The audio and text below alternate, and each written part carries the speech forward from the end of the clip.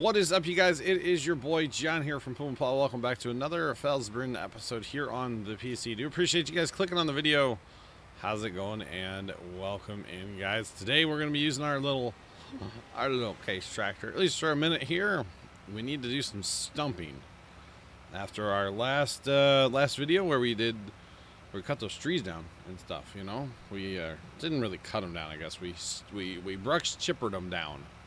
That's what we did. Brush chippered them. You can see we have a little bit of money after selling the wood chips. Not a lot, but, you know, enough.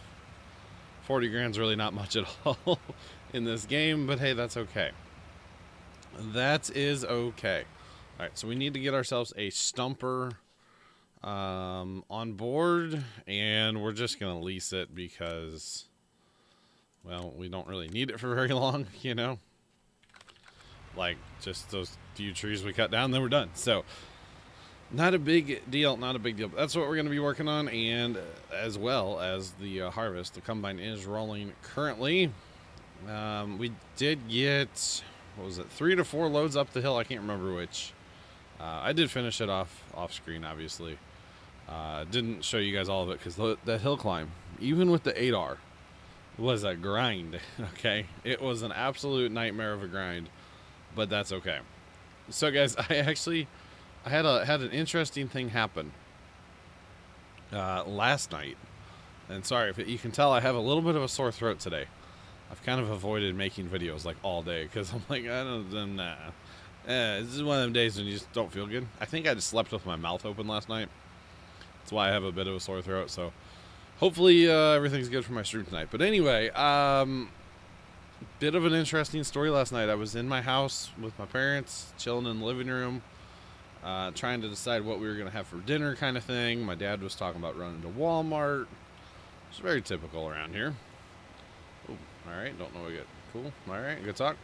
And I'm sitting by like the front window in the recliner, and I hear this noise. And I'm like, that sounded like a very aggressive car door, you know. It sounded like somebody slammed a car door, and I'm like, I wonder if there's somebody here, you know. So I get up and I look out the window because I couldn't quite see the direction of the driveway from where I was sitting. So I look out the window and I'm like, okay, I don't see anybody. So I'm like, all right, no big deal. So I sit down and I hear another one. I'm like, okay, and this one was like louder, and I was like, all right, something's got to give here. What is going on?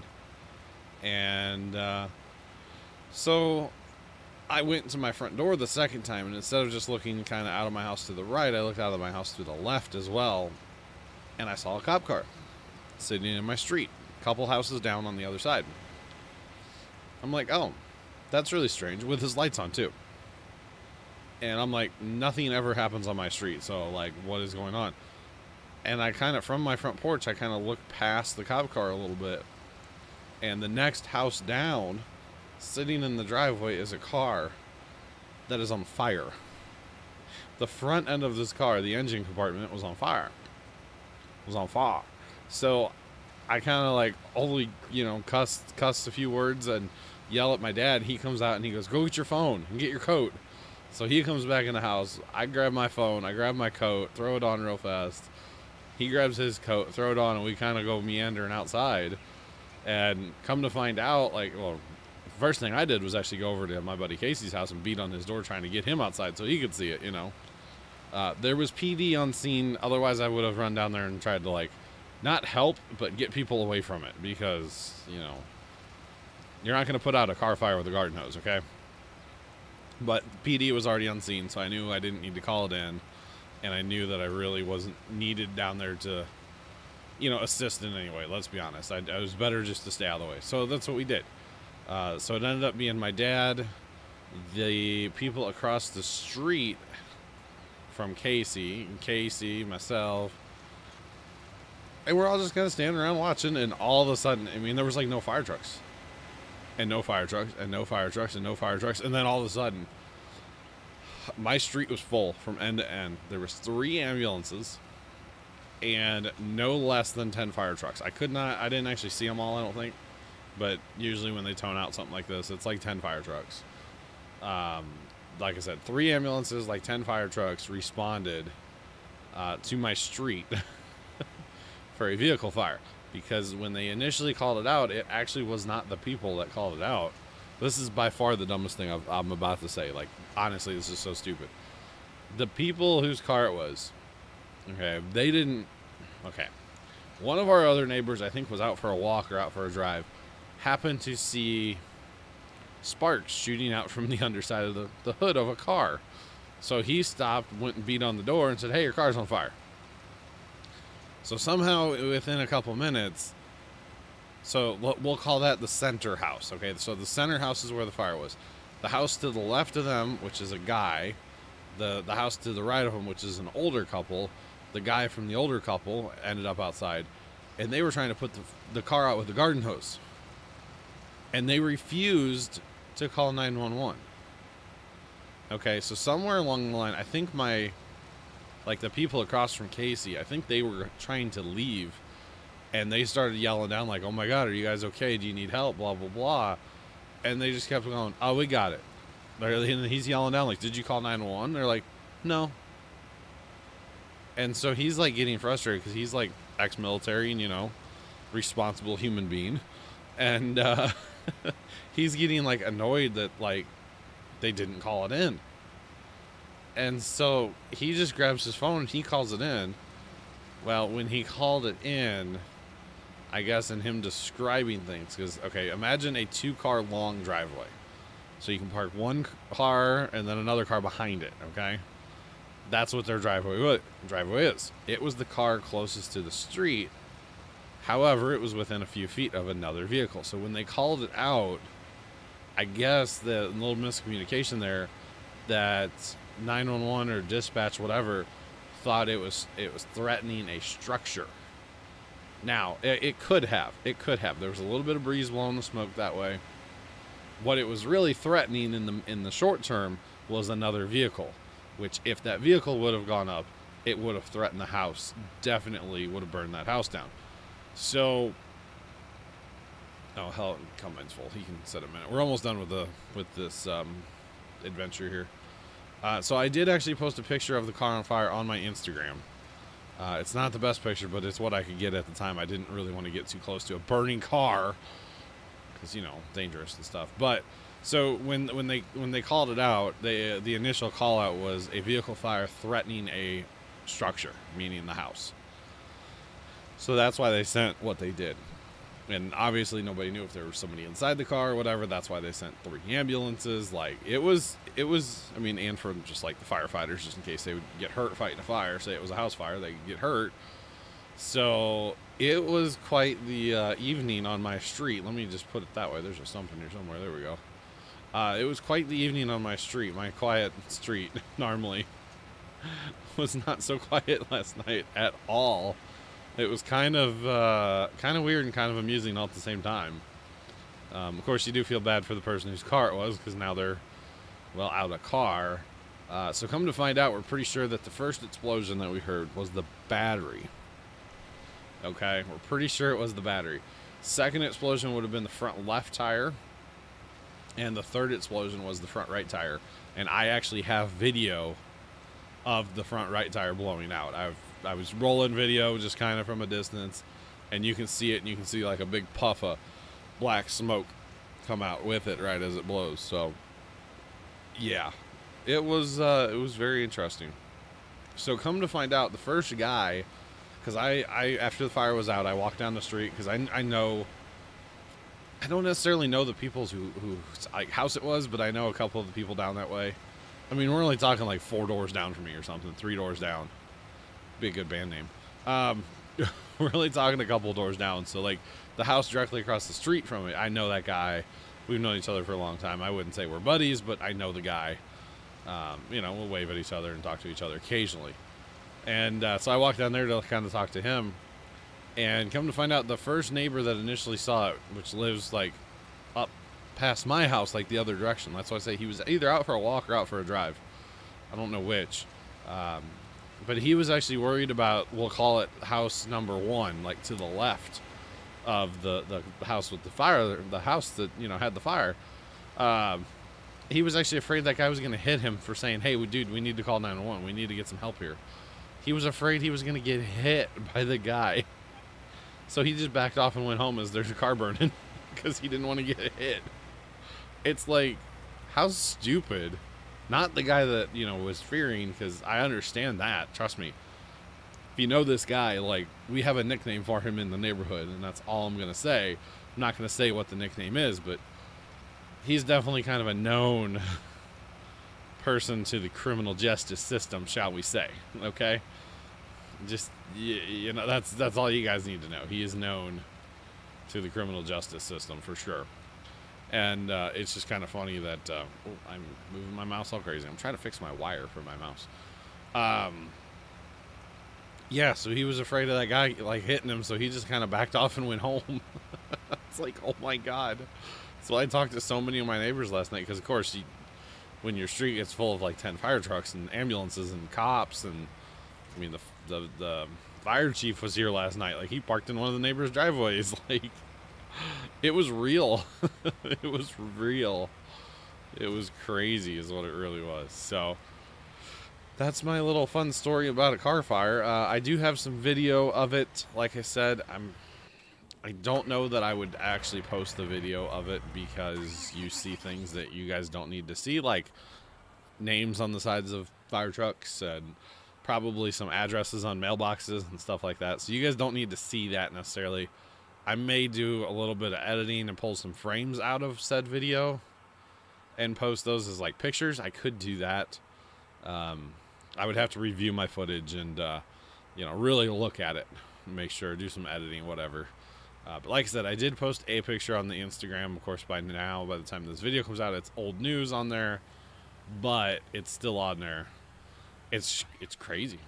It was just crazy. Honestly, I've never seen anything like it. I've never seen a car burn like right in front of me. I've never seen that before. So it was really something. I'm not gonna lie. It was really something. Kind of a sight to see. It was definitely a sight to see. All right, we're gonna switch back to wheat, guys. That's what we're gonna do next. Try to fill some storage with all this wheat we're gonna be getting. Just saying, it's gonna be real. It's gonna be my. Anyway, so we will fill our storage hopefully with some wheat. We do need to work on our own storage. I know.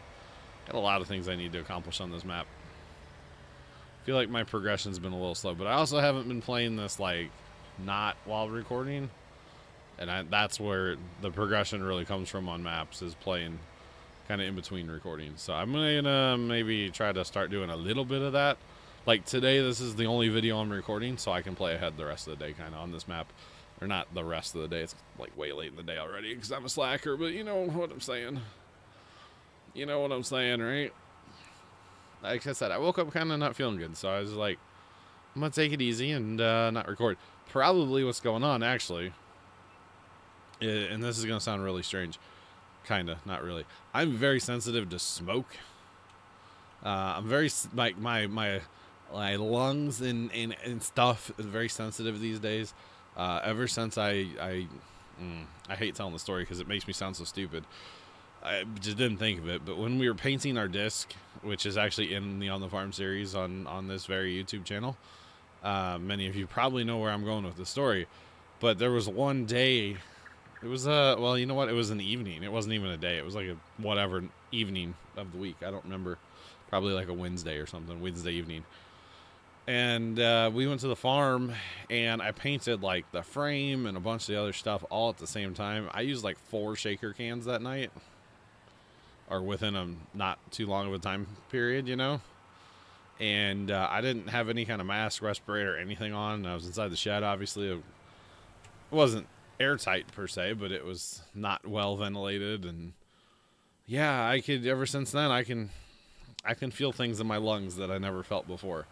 So that's probably why I have a bit of a sore throat, because at first we weren't in the smoke last night, like at all. The smoke was not coming near us at all, because there was a bit of a breeze. And right as they put it out, of course, it kind of shifted a little bit, and we got kind of that smoky steam, you know, you get when you put out a fire. We did get some of that for a few minutes. Wasn't like terrible, but we did get some of that for a few minutes. That's probably why I'm not feeling the best today, is because of that. I'm not gonna lie. I probably should have like run from it and gone back in my house, but it was crazy. And it was kind of a interesting, not interesting, fun, not fun, little meeting of some of the neighbors. Like I've talked to some people I haven't talked to in, like I said, like 5 years. So it's good to kind of touch base with your neighbors, because, you know, your neighbors do look out for you. At least they should. Okay, what are you trying to accomplish here besides running crop over? I said crop, not crap, crop. And then I said it anyway, so whatever. Let's go drive. Wow, we need to get Mr. Combine Man some fuel, don't we? 10 hours and he's almost out of fuel. It's not bad. I don't think I filled this. Maybe I have filled this up. I don't know. But yeah, I can definitely feel it in the old throat this morning, or not this morning. It's 4 o'clock in the afternoon. But I can definitely feel it in the lungs and in the throat today. It's like I just don't feel good. So, yeah, probably should stay away. That's why firefighters wear their masks, their respirators, whatever you want to call it, the tanks there, you know. And I will say I was very impressed, which, I mean, it's just a simple car fire. It's nothing crazy. And I mean, it was just the engine compartment. The firewall did its job. You know, it didn't even get into like the interior of the car. Definitely did not get near the fuel tank at all. Like, it just didn't get that far. But the first firefighter on the ground, like, he jumped and he was fully in his gear. He was ready for an active fire, and he had that thing out in like seconds after his boots hit the ground. Like, it was impressive. So yeah, the first truck on the scene there, and they didn't even hook to the hydrant. Like, they just used their onboard water. Of course, I mean, a simple little car fire like that, you don't need a ton, I would assume. I don't know. Not a firefighter. I know some of you probably are. But it was impressive. I was impressed nonetheless. I really was. They did a fantastic job shutting her down. And we did hear chops all running, but the hood was already open when they got here. So I don't know if they were like chopping the battery cable with it or something. I don't know what they were chopping, but maybe they cut the hood supports, because the hood was laying like on the windshield, which would be farther than the hood would normally go on a vehicle, you know. So maybe they were cutting the hood supports just to get it open all the way. I could see that. If you guys are wondering what kind of car it was, I know I never said that. It was a Chevy Monte Carlo. Kind of like, I don't know what year that would be, like in the late 90s, early 2000s maybe. Probably like early 2000s. Chevy Monte Carlo is what it actually was. So, torched it. I actually don't know. I don't know if it's still sitting there or not. I was kind of half tempted to walk down there and see if I could sneak a picture of like the hood, you know, the front all damaged up, but that's just kind of not my place, you know. I did take some, like I said, took some pictures and video last night, but everybody was doing that. All the neighbors had their phones out and stuff.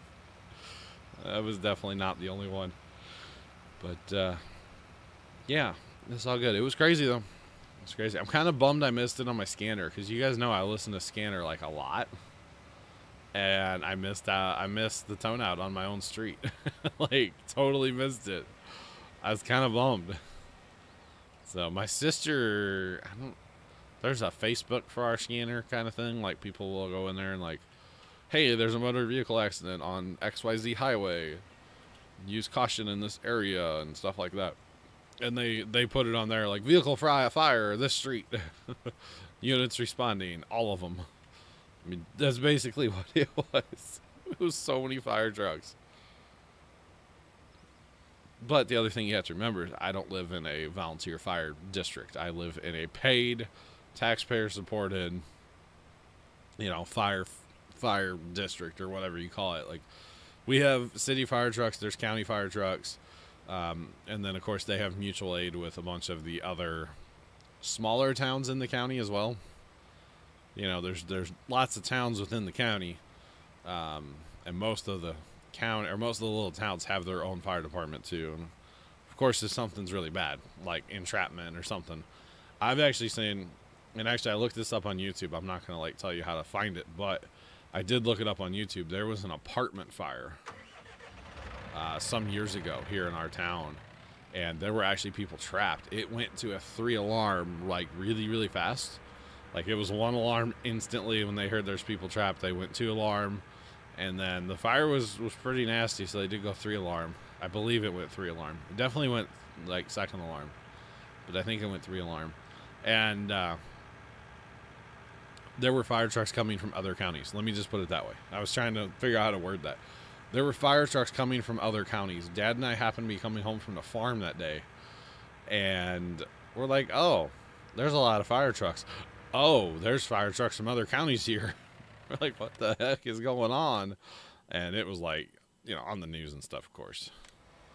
It was a big deal. It was a really big deal for our town to have that big of a fire. Well, I'm such a noob, by the way. You guys probably called it out when I like got in this tractor to bring it to the field. It's not full. Seed, fert, nothing. Not full. No. We'll just not do that today, apparently. We need to go fill it up, boys. Need to go fill it up, especially on that, what was it, fertilizer? Fertilizer's like gone. It's like gone. That's okay. We need to seed this area, too.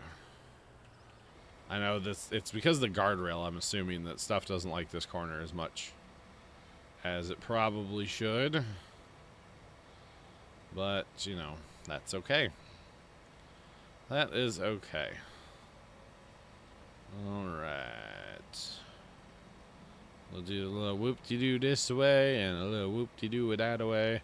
And I know I'm not supposed to apologize for sounds that you guys can't hear, but that was a really loud airplane that just went over. I forget how, like, I'm not saying it's the best thing ever, but I forget how, like, decent the microphone is about getting rid of background sounds. Like, it's not terrible. I'm not gonna lie. It's not bad. So it's kind of nice to have that. Just because, you know, it's kind of nice to have that. I'm not gonna lie. So there is that. But I always forget how, like, it's, you know, it's not the best. It's not the worst. It's pretty decent about just cutting out all that kind of garbage sound, you know. I kind of like it. I'm not gonna lie, I kind of like it. So there is that. There is that. All right. I'm just sitting here thinking, like, man, it's getting on in the day. I gotta make dinner. I don't know what I'm making. Maybe I make breakfast for dinner. Breakfast for dinner is always a hit in my family. At least with like a couple of us. Like, I don't know if everybody likes it, but Dad and I do. That's really what matters. Now, Mom likes it too. Mom likes it too. But it's like Friday. I've cooked like a bunch of nights this week, and I just kind of like don't feel like cooking. Not gonna lie. Not gonna lie. Although last night I didn't cook either, so it's like I really need to cook tonight. Yes, I'm Johnny Homemaker here. I cook dinner for the family. Yes. I know. It's awesome. Oh, man. Someday some girl will appreciate that, right? I don't know. Probably not. Let's be real. Oh, goodness. I'll just shut up now before I embarrass myself anymore. Anyway, we need some fertilizer. We need some fertilizer. 1, 2. How many times did I hit enter for how many times it actually works? A lot more times than it works, yeah. So, actually, it's kind of weird. We had a fire on our street. I've Fats in TeamSpeak, and I'm pretty sure he watches the YouTube videos. He sent me this video, or sent a bunch of people in TeamSpeak this video of fire trucks responding and having to like slalom through traffic. And it has spurred something inside of me that I did not realize. I like fire trucks. It sounds so stupid when I say it. Like, I like turtles. I like fire trucks.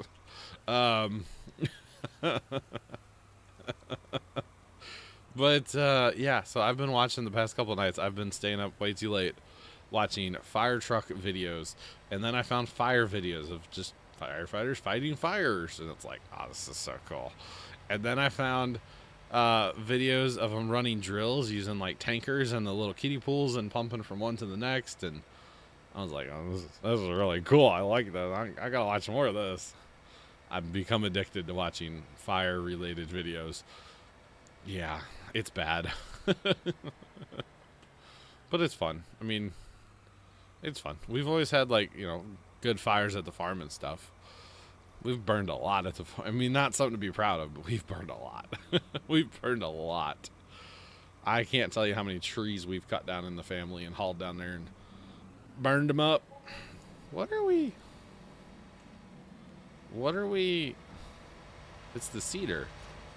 The cedar can't fit under here. Okay, all right. Alrighty then. Actually, got another tree we need to cut down too. Need to find some free time and cut down a tree for Casey, my buddy next door. He's got a very dead, very dead pine tree in his front yard that really needs to come down before it causes problems. And it's quite an eyesore too, I won't lie. The funny thing is, we had a couple dry years back in like 2010, 11, maybe something like that, 9, 8, I don't know. But I kept telling them, and Casey's parents were kind of like in and out a lot. They were in the process of trying to find a home in Florida and stuff like that. So they weren't really like in charge of their own house, kind of, if that makes sense. But I kept telling the people, because it was like Casey's brother and his girlfriend at the time, I kept telling them, like, you know, if nothing else, you guys need to water your front yard. And they're like, why? We don't want the grass to grow. I'm like, it's not about the grass, man. It's about the tree, dude. Like, come on. Like, keep that tree alive, you know. It's like Casey's dad's favorite tree. Like, keep the tree alive. And they just didn't see the value in that, which is fine, whatever. But ever since that year, you could just slowly see that tree dying. So I take credit for, well, you know, if you would have watered the tree, it might still be alive. Because this pine has, like, really shallow roots and, like, I don't know. It was a tree that had a lot of character. Let me put it that way. It, like, came up a couple feet off the ground and ended up splitting into 5 tops. And it's a pretty good sized tree. Not gonna lie. I could do some, maybe I could do a video on that. Like, if we cut it down. Like a very creative-ish video where I blur things and stuff, you know? Like, put the camera on a tripod to make my life easier for editing reasons. That'd be kind of fun. But yeah, we want to cut it down, haul it to the farm. It should burn like toilet paper because it's been dead for a year or something now. It's been standing there basically dead for, yeah, almost a year. And we just, with everything going on with Mom, we just haven't had time. We just have not had time. And he's very patient. He doesn't want to pay somebody to cut it down anyway. Like, he wants us to do it because we're going to do it for, you know, free. And he'll help, obviously. Casey will help. But, you know, he's patient because he knows he's saving a bunch of money is what it is. So, I don't mind it. It's all good. But we just need to do that. The problem is we're going to need the man lift and we're going to need a big trailer. Where Dad works, they have both, but it would require him to, like, make 2 trips to and from work, which is not a big deal. I guess it's like 15 minutes away, but it's just a lot. It's just a lot. So, all right, where's our combine? He's sitting there full. Let's get him going again. He's kind of important, I guess, to the operation. But, yeah, definitely could make a video of it burning or us unloading it at the farm. I don't know about loading and all that stuff. I'd like to, though, because I think it'd be pretty cool, because the way we would cut it down would be pretty neat. I'd be up in the bucket of the man lift, and then I would have my ground team, you know, kind of supporting me up there, and I would actually probably start at the bottom and then de-limb the tree all the way up, and then go from the top down, cutting up, like, the 5 trunks. There's, like, literally 5 trunks in this tree. It's crazy. So, you know, you have to cut them all down and make sure they're going away from the house. Use ropes if you have to, that kind of stuff, or just cut small pieces so even if it falls towards the house, it won't hit the house, because it's the base of the tree to the house is maybe 10 to 15 feet. So if you cut little short pieces, and you can always push them away, you know, we'd probably do it with one of those one-handle chainsaws, like the top handle chainsaws, like the real small ones. I love those things. Limbing saw, I believe, is what it actually is. Or you actually get up there with a sawzall, a corded sawzall. That particular lift, you can actually plug in the base, and there's a electrical outlet up in the basket for you. So if you had to say you're painting and running a heat gun, or you know, a sprayer, or like in this case a sawzall, it's great for running sawzalls. We've done that in the past. Or you just hang a cord. That works too. You just hang a cord down out of your basket is what I was trying to say. You just hang the cord down to the ground. But I'd prefer the chainsaw. It's a lot faster. A lot faster, kind of get her done. Actually, less fatigue using a chainsaw. So if you're not careful with the sawzall, it'll wear you out real fast, you know. So that's okay. That's okay. We've cut trees down both ways. Say chainsaw, sawzall. God, that tree we cut down in my backyard that time, we dropped it on our power lines that came to our house. Saw some sparks a flying. Whoopsie. Dad was in charge of that tree. And that was back when, like, we were young and Dad would not take our opinion with any value. Now that we've become older, us kids, like, he will, okay, let's stop. Let's think about this. Let's do it the safe way. Let's do it the right way. And then we'll go from there. So, all right, guys, speaking of doing things the right way, I just realized it's time. Not that that's right or wrong, but it's time. So I'm going to say I will play ahead at least a little bit in or before the next video. Don't know how far. Maybe finish that field harvesting over there, and then we'll have the big field to harvest in the next one. I don't know, but we also want to do a bunch of selling of our soybeans, assuming our price is good, which, I mean, right now, I'll take $2,000. I'll take 2,300. I'll take it. Just saying. So we'll see where our price is at the end of the next video, if we sell or not. But until then, I'm your boy John from Puma Plow. Thank you guys so much for watching. Have a great rest of your day, and as always, toodles.